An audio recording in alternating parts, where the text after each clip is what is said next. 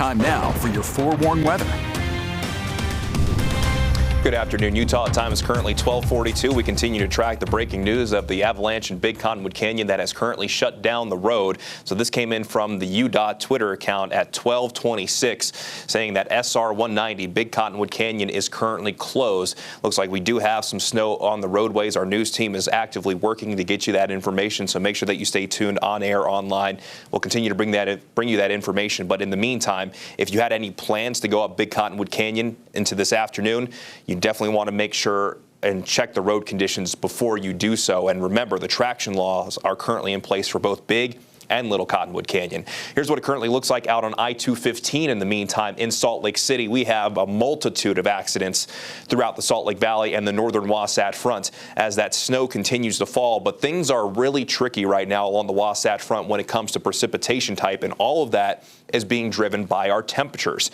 In Ogden right now, it's sitting at 34 degrees, while most of the morning it has been at and below freezing. So Ogden has seen exclusively snow. Salt Lake City got up to 36 degrees, but when this main batch of snow moved through, it actually helped drag down the temperature just a little bit more to keep it snow for the meantime. Meanwhile, in the southern Salt Lake Valley through the Utah Valley, we are seeing more rain, as Provo right now is sitting at 39 degrees, while Logan, it just has been unrelenting so far this morning at 18, but it looks like Logan is finally getting at least a little bit of a break. For those of you in St. George, you're probably asking yourself, what winter storm are you talking about? It's a pretty nice day down here in southwestern Utah, and it will be a nice day in the southern half of the state through the afternoon. Well, let's go ahead and look at the forewarned radar, where that main band of snow that moved through this morning is now moving into Colorado, even dropped a little bit of snow around Moab. Meanwhile, the bulk of what we're currently seeing is in Salt Lake, Tooele, and Davis County, with rain falling in the Utah Valley, and we're even seeing some pretty heavy snow in the Wasatch Mountains. And as mentioned, Logan, you're finally getting a little bit of a break in the action. Our winter weather advisories and winter storm warnings, they remain in effect, but the time of these are a little bit different, and that's mainly because of the Salt Lake Valley. It remains in effect through 1 o'clock. I would not be surprised if it gets extended to maybe 2, 3 o'clock. But once this main area of showers moves away, we finally should see our temperatures rebound into maybe the mid and upper 30s, while the winter weather advisories for the northern Wasatch Front, Cache Valley, continue through 5 o'clock tomorrow morning, as the bulk of this event will mainly be wintry, with either snow or even a wintry mix down to the valley floor.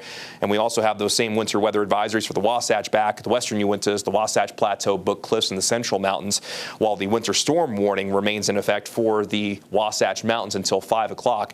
We still could see maybe another inch or two in the Salt Lake Valley, while ultimately we could see 2 to 7 for the rest of our valleys, 4 to 8 for the Wasatch Back, maybe a foot plus for some of our northern mountains. And we've seen over a foot at places like Powder Mountain, and 3 inches plus possible for the central mountains, to add on to what we've already seen.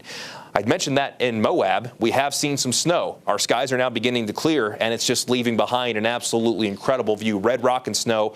I don't think I'll ever get tired of that. Temperatures this afternoon in northern Utah will mainly be in the 30s. Even Park City this afternoon could climb briefly above freezing, while central and southern Utah will see mainly 30s and 40s, with St. George with a daytime high of 55. I think throughout the afternoon, after this wave moves through, we'll mainly see isolated showers in our valleys and scattered in the high terrain before we could see another main wave arrive going into this evening. And given the temperatures in Salt Lake County, it's more likely that we'll see rain rather than snow, while as you make your way further to the north, it's more likely that you'll continue with straight snow, with more mountain snow expected. The chance of snow will go down as we go from tonight into the overnight hours. By tomorrow afternoon, we should be looking at dry conditions up and down the Beehive State, and calm conditions should carry us through Friday, with daytime highs staying a little bit above average, all for our next series of systems to likely arrive by the back half of the weekend into early next week. In St. George, a lovely stretch of weather to close out the work week. Mid to upper 50s, getting close to 60 degrees for our Friday. And then by Saturday into Sunday, the chance of wet weather looks like it's going to increase.